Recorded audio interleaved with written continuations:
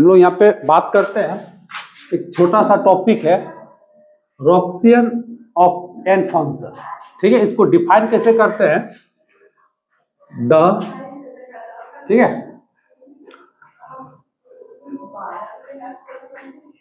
रॉक्सियन of the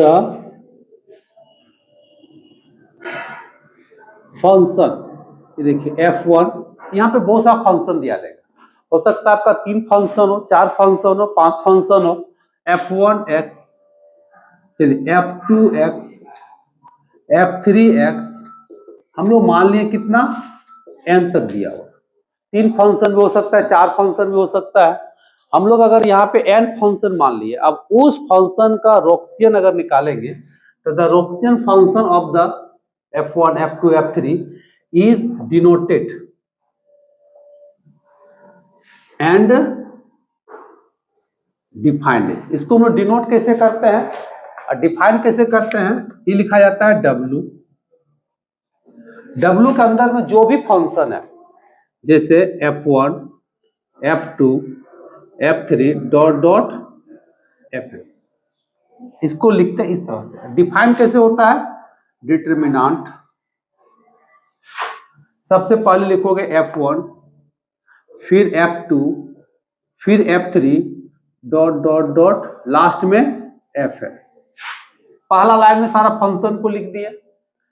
फिर हम लोग सेकेंड लाइन में क्या करेंगे, इस पहला फंक्शन का डेरिवेटिव, अगर यह चाहोगे तो x लिख सकते हो। पहला में फर्स्ट का डेरिवेटिव, फिर सेकंड का डेरिवेटिव, फिर तीसरा फंक्शन का सिंगल डेरिवेटिव। ध्यान देना है, प्रत्येक फंक्शन का सिंगल डेरिवेटिव। और एक फंक्शन दिया है, फिर उसका डबल डेरिवेटिव। ये देखिए, डबल डेरिवेटिव करके सिंबल देते हैं 2, फिर F2, फिर F3 डॉट डॉट Fn।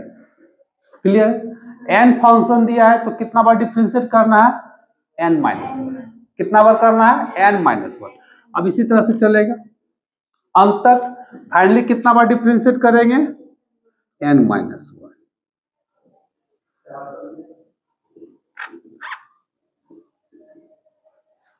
अगर 3 फंक्शन दिया है तो हम लोग first row, second row, third row, और एक उसमें कितना बार डिफरेंशिएट करना पड़ेगा, 2 बार।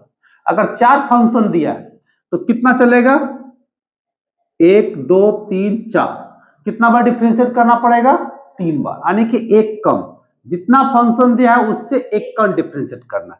और इसका जो डिटरमिनेंट वैल्यू निकलेगा उसी को हम लोग बोलते हैं। अब यहाँ पे 2 पॉइंट हम लोग को सीखना है, एक लीनियरली डिपेंडेंट और एक इंडिपेंडेंट। अब यहां पे आ जाओ, पहला जो फंक्शन दिया है, ठीक है, लीनियरली डिपेंडेंट, और एक होता है लीनियरली इंडिपेंडेंट। देखिए, डिपेंडेंट होता है और इंडिपेंडेंट। तो द फंक्शन, बहुत सारा फंक्शन दिया है, F1, F2 dot dot Fn are said to be linearly dependent। तो डिपेंडेंट का मतलब तभी होता है जब उसके पास कुछ नहीं है। आने के बाद डिपेंडेंट तभी होगा जब इसका रॉक्सियन फंक्शन का वैल्यू कितना हो जाएगा, 0।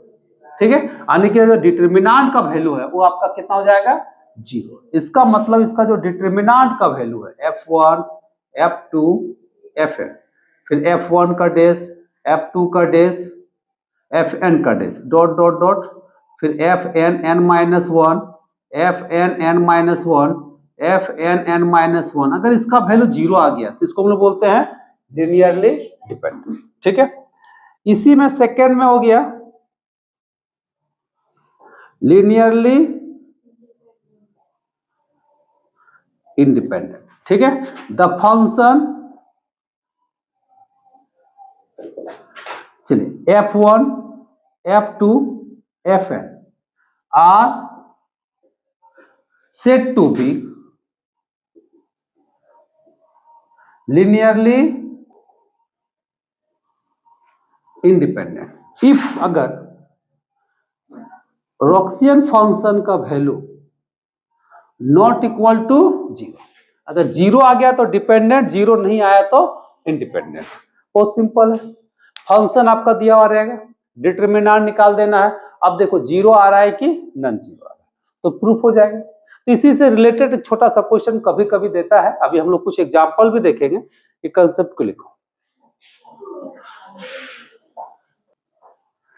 देखिए कुछ एग्जांपल में हम लोग बात करेंगे यहाँ पे कि यह कितना फंक्शन दिया हुआ है, 3 फंक्शन दिया हुआ है।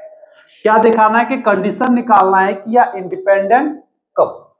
तो इंडिपेंडेंट का मतलब क्या हो गया कि अगर इसका W का वैल्यू जीरो नहीं, अगर W का वैल्यू जीरो आ गया तो मतलब डिपेंडेंट। हम लोग को कंडीशन क्रिएट करना है। जब कंडीशन क्रिएट करना है तो सबसे पहले 3 फंक्शन दिया है तो हम लोग मानेंगे लेट f1 कितना ax, दूसरा को f2 कितना है bx, एंड तीसरा फंक्शन कितना है cx, कितना है cx। 3 फंक्शन दिया है।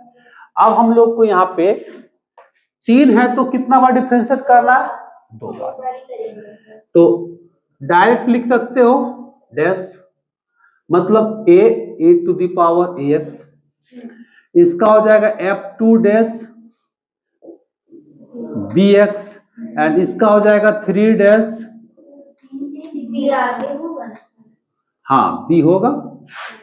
फिर हम लोग डिफरेंशिएट करेंगे और एक बार ना रे, ये हो जाएगा a स्क्वायर ax, फिर इसको और एक बार डिफरेंशिएट करेंगे b स्क्वायर bx, एंड फिर इसको डिफरेंशिएट करेंगे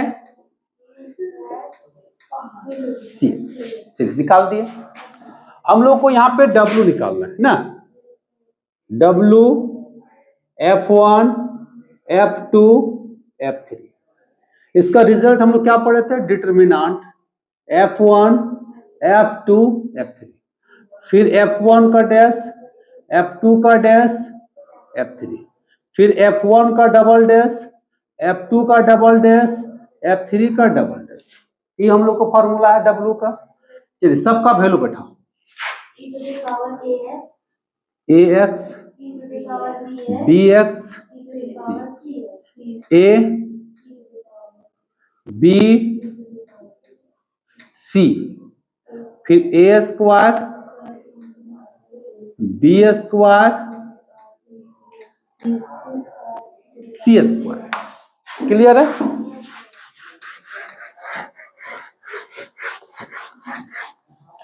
अब यहां से डिटरमिनेंट में आपका कॉमन निकलेगा ex, इसमें कॉमन निकलेगा bx, इससे कॉमन निकलेगा cx। क्या बचा 1 1 1, a b c, a square b square c square. अब इसका डिटरमिनेंट निकालना है तो हम लोग क्या करते हैं, c1 is change c1 minus c2, c2 is change c2 minus c3, दो ही को चेंज करते हैं। अब जब चेंज करेंगे क्लास 12th वाला डिटरमिनेंट सब याद है, इसको करेंगे तो 0, a minus b, a square minus b square, इसको माइनस करेंगे तो 0, b माइनस सी, यहां से हो गया बी स्क्वायर माइनस सी स्क्वायर, 1 सी स्क्वायर। चलिए ax, हाँ क्या लिखे हैं, इस c1 हुआ, इस c2 c3 हुआ। अब c1 को चेंज कर रहे हैं c1 माइनस c2, ये पूरा किससे घटा तो 1 माइनस 1 0, a माइनस b, क्योंकि c1 को चेंज किए तो पूरा c1 को चेंज करेंगे। फिर पहला काम हो गया, आप c2 को चेंज करेंगे तो 1 minus 1 b minus c, b square minus c square. अब हम किसी एक 1 को लेके एक्सटेंड करेंगे तो ऐसे कटता है, तो क्या बचा a minus b, a square minus b square को कैसे लिखेंगे, यहां से कौन बचा b माइनस सी, यहां से b माइनस सी और b प्लस सी। अब इसमें से कॉमन आ रहा है, देखो तो क्या कॉमन आया, ये हो गया ए एक्स बी एक्स और सी एक्स। यहां से कॉमन कौन आया, ए माइनस बी। इसमें कॉमन कौन आ रहा है, यहां से क्या बचा 1 ए प्लस बी 1 बी प्लस सी। थोड़ा सा इधर आ जाओ। अब इसको जब सॉल्व करेंगे, क्रॉस मल्टीप्लाई करेंगे, तो a x b x c x, इधर से कौन बचा ए माइनस बी माइनस सी। इधर से देखो जब माइनस करेंगे तो आपका बी भी कटेगा, तो क्या बच जाएगा सी माइनस ए निकल गया तुम्हारा डब्ल्यू का वैल्यू। अब क्वेश्चन में क्या कहता है हम लोग को कि दिखाना इंडिपेंडेंट। अब यहां पे चूंकि if F1 F2 F3 are independent, तो इंडिपेंडेंट तभी होगा जब W नॉट इक्वल टू 0। तो जब नॉट इक्वल टू 0 होगा तो a x b x c x a minus b minus c minus not equal to 0। अब यहां से कंडीशन कहां से आएगा, यहीं से आएगा, a minus b minus c minus not equal to 0। तो देयरफॉर इसका मतलब a not equal to b not equal to c. अगर ये सब बराबर नहीं होगा तो ये कभी 0 होगा नहीं होगा, कभी 0 नहीं होगा तो क्या होगा इंडिपेंडेंट हो जाएगा। यही कंडीशन निकालना है, समझ में आ गया। यानी कि कोई भी इसमें एक दूसरे का बराबर नहीं होगा, यानी कि नो टू, या लिख सकते हो no two of a b c are same. कोई भी दो इसमें बराबर नहीं होना चाहिए।